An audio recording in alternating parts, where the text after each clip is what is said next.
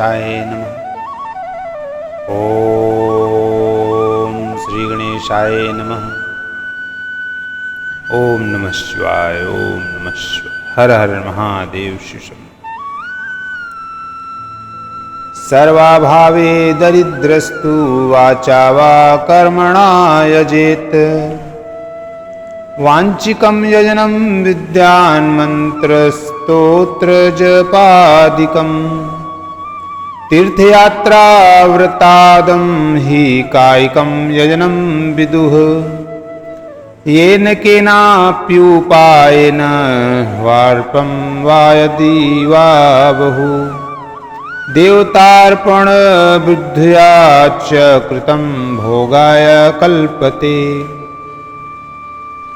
जो सर्वथा दरिद्र है, जिसके पास सभी वस्तुओं का अभाव है, वह वाणी अथवा कर्म शरीर द्वारा यजन करे। मंत्र स्तोत्र और जप आदि को वाणी द्वारा किया गया यजन समझना चाहिए तथा तीर्थयात्रा और व्रत आदि को विद्वान पुरुष शारीरिक यजन मानते हैं। जिस किसी भी उपाय से थोड़ा हो या बहुत देवतार्पण बुद्धि से जो कुछ भी दिया अथवा किया जाए, वह दान या सत्कर्म भोगों की प्राप्ति कराने में समर्थ होता है। तत्पश्चर्याच्च दानं च कर्तव्यमुभयं सदा। प्रतिश्रयं प्रदात्वयं स्वर्णवर्णगुणशोभितम्। देवानां तृप्तेश्चित्यर्थ सर्वभोगप्रदं बुधैः। इहामुत्रोत्तमं जन्मं सदा भोगं लभेद बुधः। ईश्वरार्पण बुद्ध्या हि कृत्वा मोक्षफलं लभेत। तपस्या और दान, ये दो कर्म मनुष्य को सदा करने चाहिए तथा ऐसे गृह का दान करना चाहिए जो अपने वर्ण, चमक, दमक या सफाई और गुण, सुख, सुविधा से सुशोभित हो। बुद्धिमान पुरुष देवताओं की तृप्ति के लिए जो कुछ देते हैं, वह प्रतिशय मात्रा में और सब प्रकार के भोग प्रदान करने वाला होता है।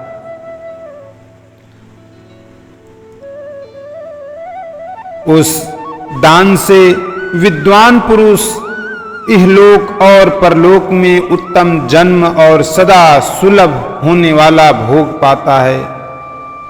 ईश्वरार्पण बुद्धि से यज्ञ, दान आदि कर्म करके मनुष्य मोक्ष फल का भागी होता है। य एमं पठेऽध्यायं यः शृणोति सदा नरः। तस्य वै धर्मबुद्धिश्च ज्ञानसिद्धिः प्रजायते। जो मनुष्य इस अध्याय का सदा पाठ अथवा श्रवण करता है, उसे धार्मिक बुद्धि प्राप्त होती है तथा उसमें ज्ञान का हृदय होता है। अथ षोडशोऽध्याय। बोलो ओम नमः शिवाय। बोलो ओम नमः शिवाय। मुक्ति का आदि से निर्मित देव प्रतिमाओं के पूजन की विधि, उनके लिए नैवेद्य का विचार, पूजन के विभिन्न उपचारों का फल, विशेष मासवार तिथि एवं नक्षत्रों के योग में पूजन का विशेष फल तथा लिंग के वैज्ञानिक स्वरूप का विवेचन। बोलो ओम नमः शिवाय। पार्थिव प्रतिमा पूजा विधानम ब्रूहि शतम्। येन पूजा विधानेन सर्वाभीष्टमवाप्यते।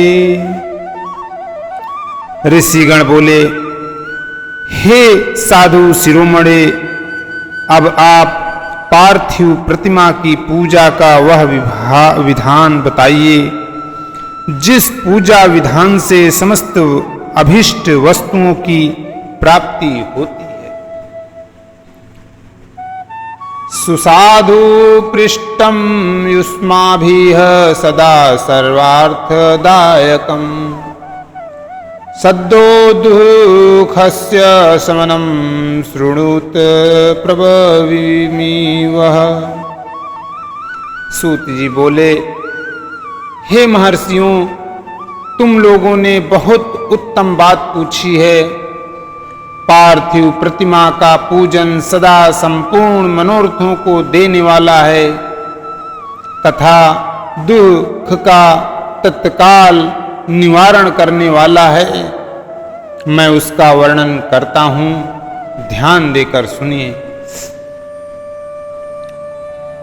अपमृत्युहरं काल मृत्योश्चापि विनाशनम् सदकलत्र पुत्रादिधन धान्य प्रदं द्विजाः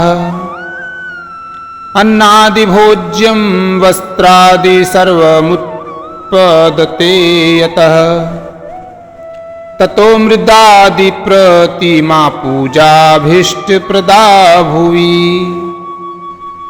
हे द्विजों, यह पूजा अकाल मृत्यु को हरने वाली तथा काल और मृत्यु का भी नाश करने वाली है।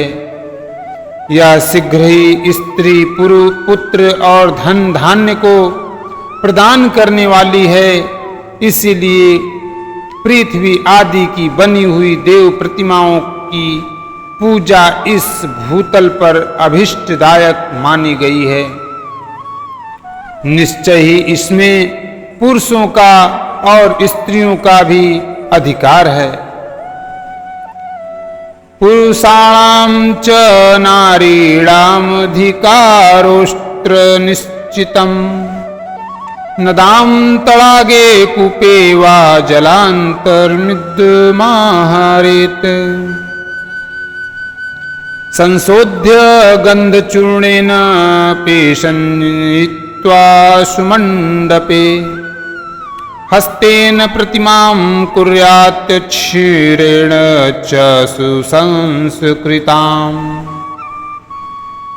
अंडप्रत्यङ्गकोपेतामायुधैश्च समन्विताम् पदासन स्थितां कृत्वा पूजेदादरेण हि विघ्नेशादित्या विष्णु नाम बम्बायाश्च शिवस्य शिवलिंगं च सर्वदा पूजेद द्विजम् षोडशरूपोच्चारैश्च कुर्यात् फल सिद्धे पुष्पेण प्रोक्षणं कुर्यादभिषेकं समन्त्रकम्।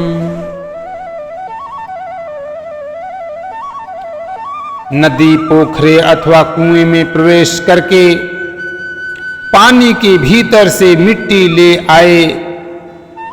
तत्पश्चात गंध चूर्ण के द्वारा उसका संशोधन करके शुद्ध मंडप में रखकर उसे महीन बनाए तथा हाथ से प्रतिमा बनाए और दूध से उसका सम्यक संस्कार करे।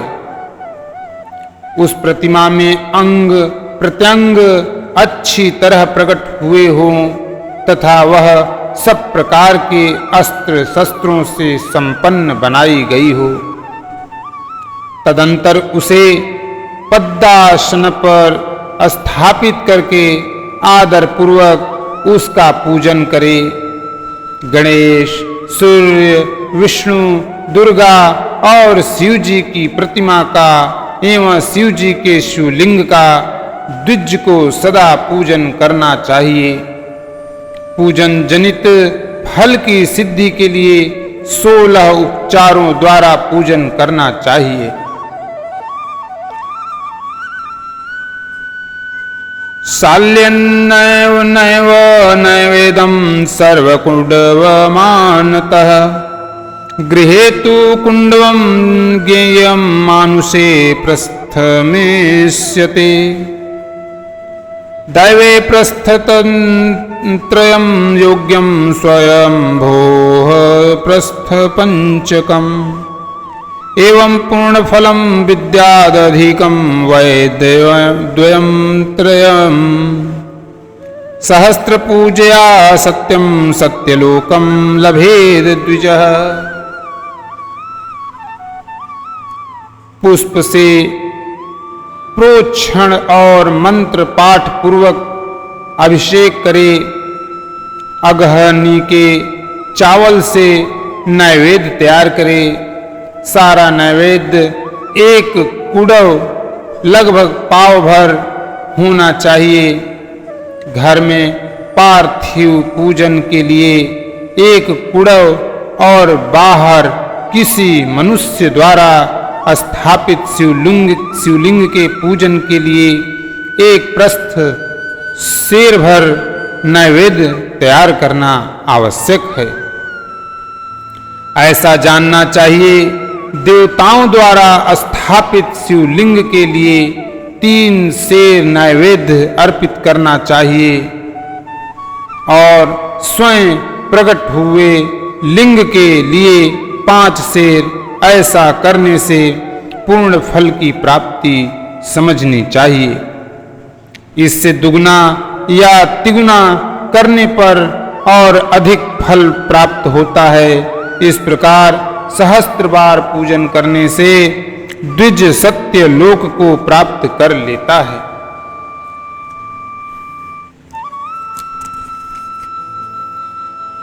द्वादशांगुलमायां द्विगुणं च ततोऽधिकं प्रमाणमण्डलस्यैकं तुदुध्वर्वपञ्चकत्रयम् यदोदारुकृतं पात्रं स्युमित्युच्यते बुधै। तदष्टभागः प्रस्थस्यात् चतुष्कुण्डवं मतम् 10 प्रस्थं शतप्रस्थं सहस्रप्रस्थमेव च। जलतैलादिगन्धानां यथा योग्यं च मानतः मानुषार्ष स्वयंभूनां महापूजेति कथ्यते। 12 अंगुल चौड़ा, इससे दूना और 1 अंगुल अधिक अर्थात 25 अंगुल लंबा तथा 15 अंगुल ऊंचा जो लोहे या लकड़ी का बना हुआ पात्र होता है उसे विद्वान पुरुष शिव कहते हैं। उसका 8वां भाग प्रस्थ कहलाता है जो 4 कुड़व के बराबर माना गया है।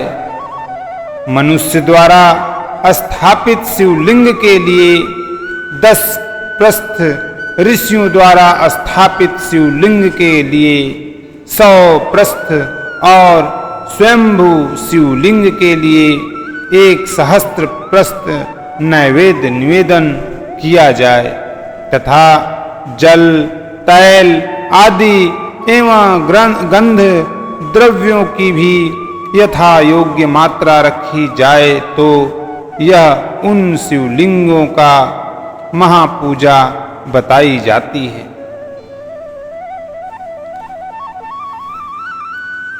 अभिषेकादात्म शुद्धिर्गन्धात् पुण्यमवाप्यते आयुस्तृप्तिश्च नैवेद्यादधूपादर्थमवाप्यते दीपाज्वालमवाप्नोति ताम्बूलाब्धोगमाप्नुयात् तस्मात् स्नानादिकं सड़कं प्रत्यनेन प्रसादयेत्। देवता का अभिषेक करने से आत्म शुद्धि होती है, गंध से पुष्प की प्राप्ति होती है, नैवेद्य अर्पण करने से आयु बढ़ती है और तृप्ति होती है, धूप निवेदन करने से धन की प्राप्ति होती है, दीप दिखाने से ज्ञान का उदम होता है और तांबुल समर्पण करने से भोग की उपलब्धि होती है। इसलिए स्नान आदि 6 उपचारों को यत्न पूर्वक अर्पित करें। नमस्कारो जपश्चैव सर्वाभीष्ट प्रदाउभौ पूजान्ते च सदा कार्यो भोगमोक्षार्थीभिर्नरैः सम्पूज्य मनसा पूर्व कुर्यात् तत्सदा नरः देवानां पूजया चैव तत्लोकमवाप्नुयात्। नमस्कार और जप ये दोनों संपूर्ण अभिष्ट फल को देने वाले हैं, इसीलिए भोग और मोक्ष की इच्छा रखने वाले लोगों को पूजा के अंत में सदा ही जप और नमस्कार करना चाहिए। मनुष्य को चाहिए कि वह सदा पहले मन से पूजा करके फिर उन उपचारों से पूजा करे। देवताओं की पूजा से उन देवताओं के लोकों की प्राप्ति होती है तथा उनके अवान्तर लोक में भी यथेष्ट भोग की वस्तुएं उपलब्ध होती हैं। तदवान्तर लोके च यथेष्टं भोग्यमाप्यते तद्विशेषान् प्रवक्ष्यामि शृणुत श्रद्धया द्विजाः। विघ्नेश पूजया सम्यक् भूर्लोकेभीष्टमाप्नुयात् शुक्रवारे चतुर्थ्याश्च सिते श्रावण भाद्रके विभिघ्रच्छे धनुर्मासे विघ्नेशं विधिवदजेत् संतं पूजा सहस्त्रं वा तष्टंड्याकदीनैर्वजेत्। हे द्विजों, अब मैं देव पूजा से प्राप्त होने वाले विशेष फलों का वर्णन करता हूं, आप लोग श्रद्धा पूर्वक सुने। विघ्नराज गणेश जी की पूजा से भूलोक में उत्तम अभिष्ट वस्तु की प्राप्ति होती है। शुक्रवार को श्रावण और भास्प्रद मासों की शुक्ल पक्ष की चतुर्थी को और पौष मास में शतभिषा नक्षत्र के आने पर विधि पूर्वक गणेश जी की पूजा करनी चाहिए। 100 या सहस्त्र दिनों में 100 या सहस्त्र बार पूजा करे। देवता और अग्नि में श्रद्धा रखते हुए किया जाने वाला उनका नित्य पूजन मनुष्यों को पुत्र एवं अभिष्ट वस्तु प्रदान करता है। वह संपन्न पापों का शमन तथा भिन्न भिन्न दुष्कर्मों का विनाश करने वाला है। देवाग्नि श्रद्धया नित्यं पुत्रदं चेष्टदं नृणां सर्वपाप प्रशमनं तत्तदूरितनाशनम्। वारपूजां शिवादीनात्मशुद्धिप्रदां विदुः तिथि नक्षत्र योगानामाधारं सर्वकामिकम् तथा वृद्धिच्छा भावात् पूर्णब्रह्मात्मकं विदुः उदयादुदयं वारो ब्रह्म प्रभूति कर्मणाम् तिथ्यादौ देवपूजा हि पूर्णभोग प्रदार्निपुणाम् पूर्वभागाः पितॄणां तु निशियुक्तं प्रशस्यते। विभिन्न वारों में की हुई शिव आदि की पूजा को आत्म शुद्धि प्रदान करने वाली समझना चाहिए। वार या दिन, तिथि, नक्षत्र और योगों का आधार है। वह समस्त कामनाओं को देने वाला है। उसमें बुद्धि और क्षय नहीं होता है, इसीलिए उसे पूर्ण ब्रह्म स्वरूप मानना चाहिए। सूर्योदय काल से लेकर दूसरे सूर्योदय काल आने तक एक वार की स्थिति मानी गई है, जो ब्राह्मण आदि सभी वर्णों के कर्मों का आधार है। विहित तिथि के पूर्व भाग में की हुई देव पूजा मनुष्यों को पूर्ण भोग प्रदान करने वाली होती है। परभागस्तु देवानां दिवायुक्तः प्रशस्यते उदयव्यापिनी ग्राहं मध्याहे यदि सा तिथि देव कार्ये तथा ग्रहास्थितिर्छादिकाः शुभा सम्यग् विचार्य वारादिन कुर्यात् पूजा जपादिकम्। यदि मध्याह्न के बाद तिथि का आरंभ होता है तो रात्रि युक्त तिथि का पूर्व भाग पितरों के श्राद्ध आदि कर्म के लिए उत्तम बताया जाता है। ऐसी तिथि का प्रभाग ही दिन से युक्त होता है, अतः वही देव कर्म के लिए प्रशस्त माना गया है। यदि मध्याह्न काल तक तिथि रहे तो उदय व्यापिनी तिथि को ही देव कार्य में ग्रहण करना चाहिए। इसी तरह शुभ तिथि एवं नक्षत्र आदि देव कार्य में ग्राह होते हैं। वार आदि का भली भांति विचार करके पूजा और जप आदि करने चाहिए। पूर्जायते ह्वानेति वैदेष्वर्थस्य योजना पूर्वभोग फल सिद्धिश्च जायते तेन कर्मणा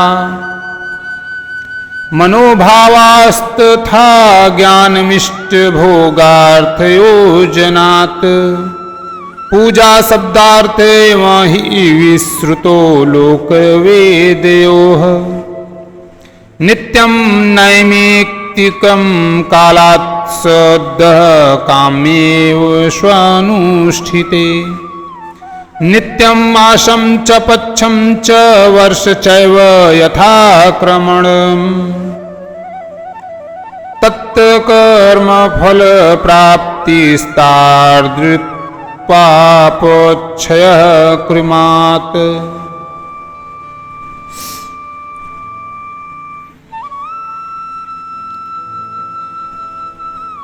वेदों में पूजा शब्द के अर्थ की इस प्रकार योजना कही गई है। पूजायते अनेन इति पूजा पूर्जायते अनेन इति पूजा। यह पूजा शब्द की व्युक्ति है। पुह का अर्थ है भोग और फल की सिद्धि। वह जिस कर्म से संपन्न होती है उसका नाम पूजा है। मनोवांछित वस्तु तथा ज्ञान ये ही अभिष्ट वस्तुएं हैं। सकाम भाव वाले को अभिष्ट भोग अपेक्षित होता है और निष्काम भाव वाले को अर्थ पारमार्थिक ज्ञान ये दोनों ही पूजा शब्द के अर्थ हैं। इनकी योजना करने से ही पूजा शब्द की सार्थकता है। इस प्रकार लोक और वेद में पूजा शब्द का अर्थ विख्यात है। नित्य और नैमित्तिक कर्म कालांतर में फल देते हैं, किंतु काम्य कर्म का यदि भली भांति अनुष्ठान हुआ हो तो वह तत्काल फलदायक होता है। प्रतिदिन एक पक्ष, एक मास और एक वर्ष तक लगातार पूजन करने से उन कर्मों के फल की प्राप्ति होती है और उनसे वैसे ही पापों का क्रमशः क्षय होता है।